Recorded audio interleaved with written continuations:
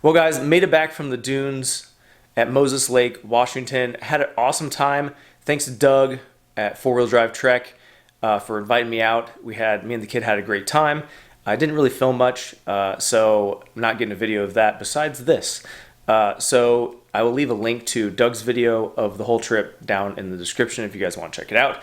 Anyways, my transmission in the dunes was overheating almost the whole time. It was really a struggle to keep those temperatures down. I had to rip a dune, do a hill climb, and let it sit for a little bit because it just was not efficient enough at cooling that fluid down, which I'm going to go into the details of why it wasn't and what I'm going to do to fix it here in a second. But I'm going to put a chart up here on the screen. Once you get up in the high 200s, you could totally damage your transmission. Heat kills transmissions, period. Mine was running at the end of a dune rip or a hill climb or something like that. It was running about 260. It never got any hotter than that, but it would fluctuate between about 180 and 260. And the reason this is the torque converter. So the torque converter that's in this, the stall, the gears, running it in 4 high, not 4 low, that torque converter is just absolutely screaming, trying to turn these 40-inch tires in the sand. So it was absolute worst case scenario. It was like 92 degrees and in sand. And this Jeep is just not, I did not build it for the sand dunes. So I really want to get it fixed so that if I do want to go hit the sand dunes real quick, I'm not going to overheat this transmission. I've checked the fluid. It seems okay. I had no adverse effects as in the clutch. Sorry, not a clutch. It's an automatic transmission. The clutches, I guess it does have clutches. The clutches were not slipping. It wasn't doing anything weird because of the heat in my particular situation, but I have to fix this before I go out again, for sure. So let's dive into it. This is the current position of my transmission cooler all the way at the front of the grill. So there's a gap between the cooler and the radiator where the fan was, and the fan basically was pulling air through the front. My plan is to upgrade to a different transmission cooler and move it and mount it on the radiator itself, and then mount the fan on the outside, changing it from a pulling fan to a pushing fan. So having the cooler up against the radiator, I have the advantage of also the fan of the radiator pulling air through it and also the cooler fan pushing through it. So should have a lot more efficiency with this cooler, and then having the pulling power of the radiator's fan and then this cooling fan being way more efficient. So I should not have any more issues with this. So let's go over the different types of coolers real quick. So this is a tube and fin cooler, same one I have here.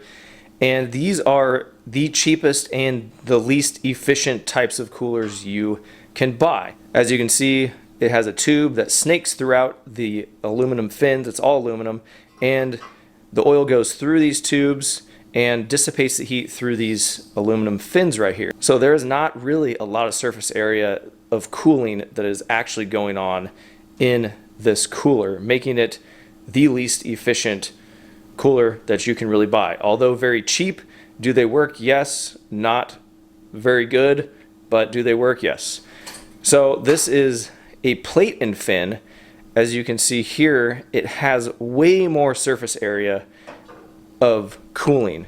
So it's, let's see, here we go. Going to come in here, and then it goes through all these plates, these thin plates, all the way through, and has the cooling fins here as well. In this side or this side, doesn't really matter. In this side, across the whole thing, and then back out on this side right here. So this has way more cooling efficiency. So let's talk about the cooling fan and what I'm doing to this. So this cooling fan originally came, it was a puller, which is why I put it on this side of the radiator, because it would pull through this way. And so with this new setup, I need to make this a pushing fan.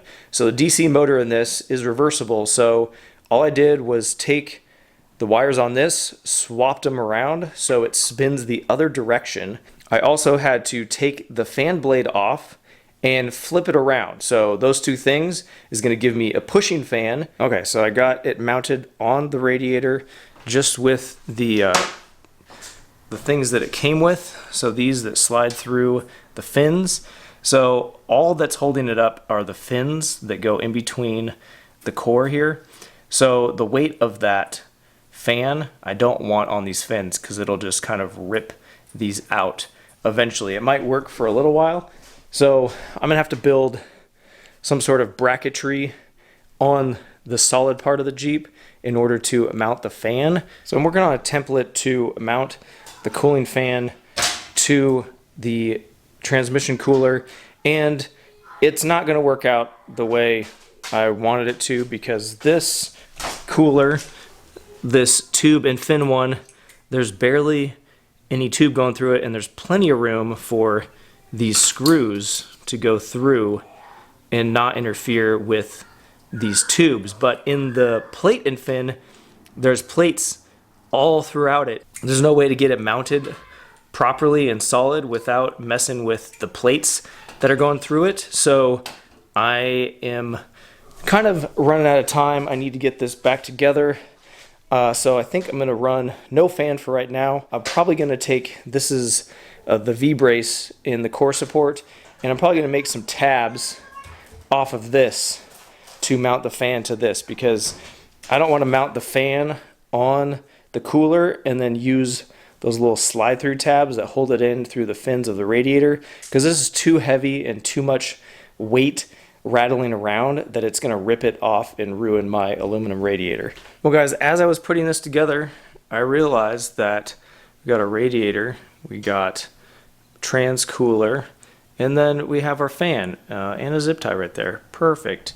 So I figured out that this V, this core support anchor that goes from the top down to the bottom, the fan fits perfectly inside of it, up against the new transmission cooler. So basically, I'm not even going to make tabs. I put a zip tie here and a zip tie there, and then the zip tie here, and the fan is not going to move. Well, it looks like everything is good to go. We got the transmission cooler up in there, good to go, no leaks, everything is working as it should, and the only thing left is to go out and test it out. Okay guys, that's it for this video. Hope you learned at least a little bit. If you want to follow me on social media, I'm at MuddyBeards4x4. Check out my website, muddybeards4x4.com. We got discount codes, other videos, and our Amazon store. You can buy shirts, stickers, stuff like that. Make sure you check it out. Links in the description, along with all of our sponsors and discount codes that are for you guys. And until next time, we'll see you on the trail.